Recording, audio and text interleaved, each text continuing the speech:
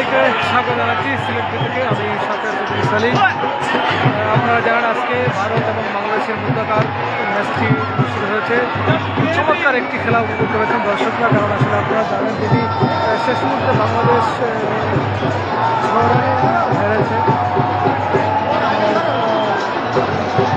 বৃষ্টি খেলার মধ্যখানে বৃষ্টি আসাতে আইসিসির নিয়ম অনুযায়ী শূন্য ওভারে 115 রান করতে হবে।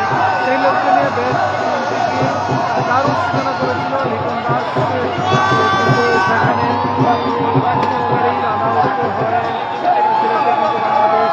এখানেই কিন্তু বাংলাদেশ দুর্বল হয়ে পড়ে, আর কোনো ব্যাটসম্যানই কিন্তু দাঁড়াতে পারেনি। শেষ মুহূর্তে কিন্তু লিটন দাস জয়ের জন্য যোগ্য ছিলেন, কিন্তু শেষ বলে কিন্তু 7 রান দরকার, সেই বলতে কিন্তু 7 রান না নেওয়াতে কিন্তু বাংলাদেশ হেরে যায় এবং ভারত জয়লাভ করেন। চমৎকার একটি ম্যাচ অনুষ্ঠিত হয়েছে এই অ্যাডিলেড মাঠে। অনেক দর্শক ইন্ডিয়া এবং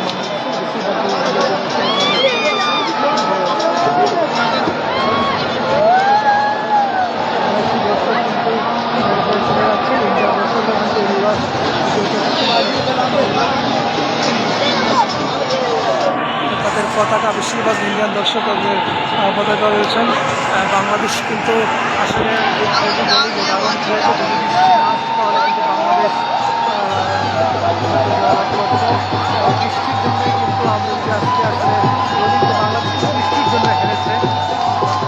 দেখছেন যে ইন্ডিয়ার দর্শকদের উল্লাস, কারণ এই ম্যাচ বাংলাদেশ এবং ভারতের জন্য গুরুত্বপূর্ণ ছিল। যদিও বাংলাদেশ হেরে গেছে, ইন্ডিয়া তাদের 2 পয়েন্ট লাভ করছে, তাদের 6 পয়েন্ট।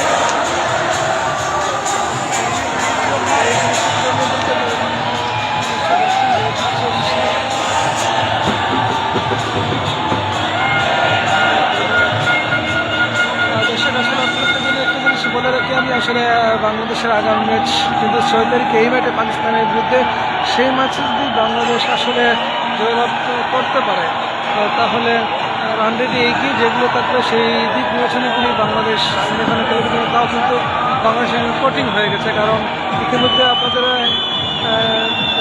ইন্ডিয়ারও ম্যাচ